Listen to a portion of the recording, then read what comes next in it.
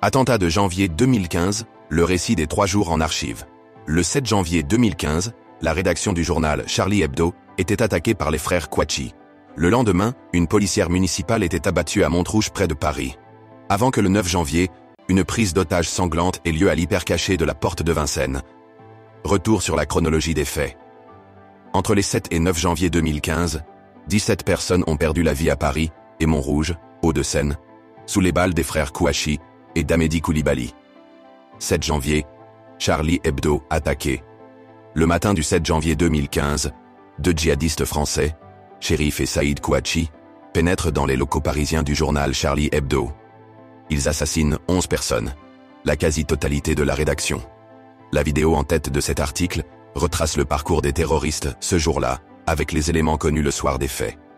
Parmi les victimes, on trouve Charb, le rédacteur en chef du journal, mais également Kabu, Wolinski ou encore Bernard Maris.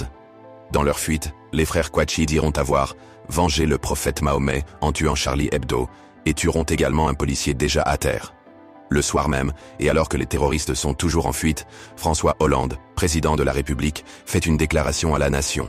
Il annonce une journée de deuil national pour le lendemain, le 8 janvier 2015. La traque policière des frères Kouachi a débuté dès l'après-midi de l'attaque de Charlie Hebdo. Elle va durer 2 jours, passant par différentes pistes et opérations de police pour tenter de débusquer les terroristes. Dans le même temps, au fur et à mesure que l'enquête progressait, les informations concernant les frères Kouachi se faisaient plus précises. Des tentatives de portrait étaient dressées. L'attentat contre Charlie Hebdo sera revendiqué par Al-Qaïda dans la péninsule arabique, à QPA, basée au Yémen. 8 janvier, une policière municipale abattue à Montrouge. Le 8 janvier au matin, la policière municipale Clarissa Jean-Philippe était abattue à Montrouge par, et on le saura plus tard, un certain Amédi Koulibaly, un Français proche des frères Kouachi. Ce jour-là, les informations resteront floues tant que l'enquête ne prouvera pas que les 2 actions étaient liées.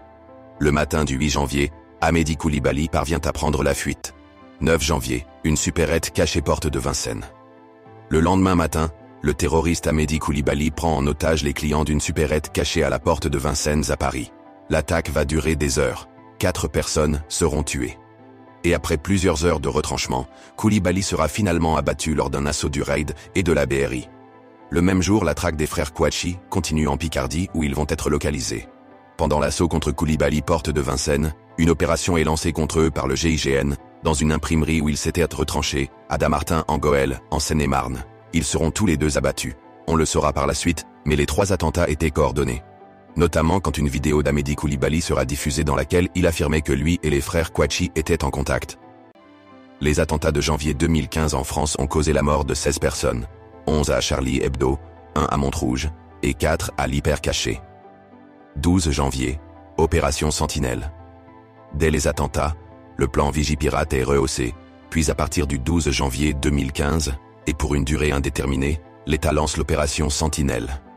10 500 militaires sont déployés en France pour sécuriser 830 points sensibles, lieux de culte, écoles, représentations diplomatiques et consulaires, organes de presse.